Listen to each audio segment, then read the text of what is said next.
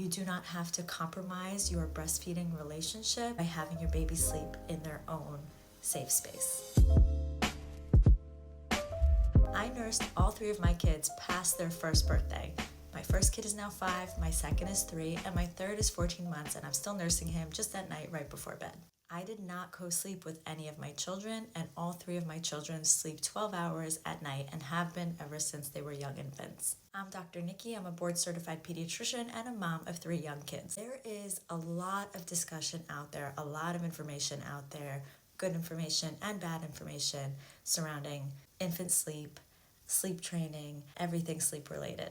I am not going to be tackling all of those things today. Right now, I'm just going to talk about one thing that I did specifically with my 3 kids that I felt was really helpful for them to start learning to sleep on their own without really too much of any kind of sleep training involved. And I already know there's going to be a lot of controversy and people talking about how this is not the way that they feel it should be done, and that is fine.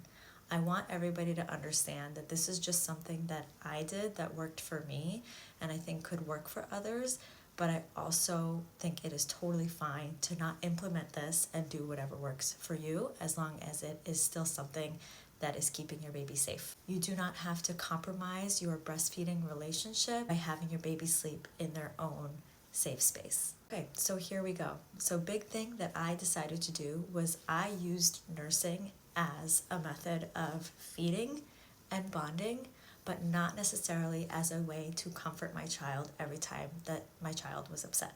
And here's what I mean by that. I'm going to fast forward past the 2-month stage because really for the first 2 months of life, that baby is pretty much just sleeping and feeding all the time. You can be pretty sure that every time they wake up, they're crying because they're hungry. And so you're going to feed them almost every time that they're crying. Past the 2-month phase is when we have to start figuring out, is this cry because they're hungry or is this cry because of something else? So a lot of people talk about on-demand feeding, and I think the idea of on-demand feeding is great. The problem is sometimes it's really hard to know if your baby actually wants to be fed. And I have actually seen a lot of times when I have infants in the hospital for a variety of reasons, get into a conversation with the families about their feeding regimen, their feeding schedule, and it seems like, at 4, 5, 6 months old, they're still feeding their baby every 1 to 2 hours. When I get into more detail, what I find out is that every time the baby cries, they're feeding the baby. They think the baby's hungry. Especially if you're breastfeeding, the baby may take you up on that offer, not necessarily because they're hungry, but because it is another form of comfort, right? Sucking for a baby is comforting. That's why we give them pacifiers and, other things that they can kind of put in their mouth that's safe because it is a soothing mechanism for them. But the actual act of eating is not necessarily something that they need to do every time that they cry. Where I feel like this has a really big effect on the baby's sleep is at nighttime when the baby is older and maybe still waking up very frequently, and every single time that baby wakes up, you decide they're crying, they must be hungry, and so you nurse them or you give them a bottle. And then what happens is they sort of learn to expect that every time they wake up, you're going to go in there and feed them. But that doesn't necessarily mean that every time that they wake up and cry that they're hungry. So what I would do personally is if my baby would wake up in the middle of the night crying and I felt like, it's only been a short period of time since the last feed and I felt like they should probably still be pretty full from the last feed, what I would do is start comforting them in different ways. So I didn't just offer them, the breast right away. I would hold them, rock them, sing to them.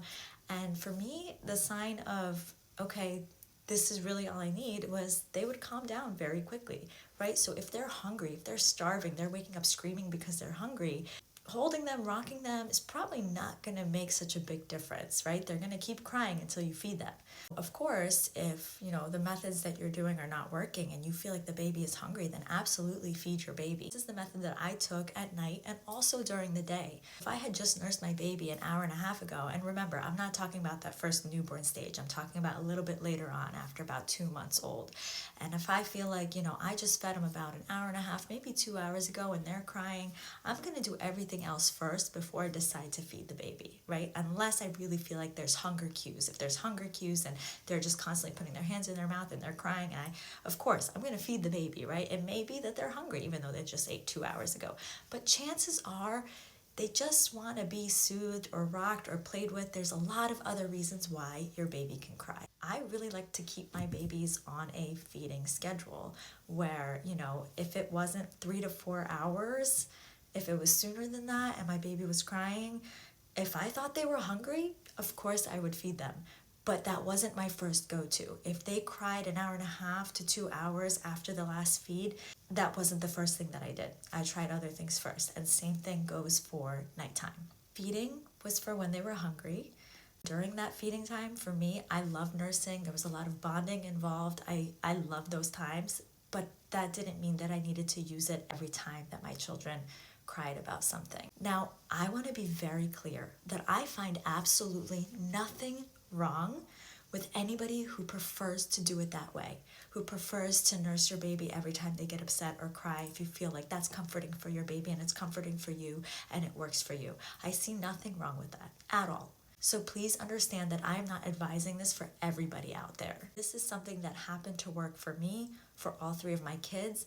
I think it was a big factor in helping them sleep through the night. It gave me the ability to have some structure, to know kind of on average when I was going to be feeding my kids. And it allowed me to find other ways to interact and bond with my children and find ways to comfort them when they were upset. Again, if it works for you to nurse your baby every 1 to 2 hours, even as they get older, if that is something that you're okay with and your baby is healthy and safe and fulfilled and happy, that is totally fine. This is just meant for those parents who maybe prefer a different method, and it's something that I think could naturally help your baby form longer sleep habits at night without having to do too much sleep training or specific methods to get your baby to sleep longer hours at night.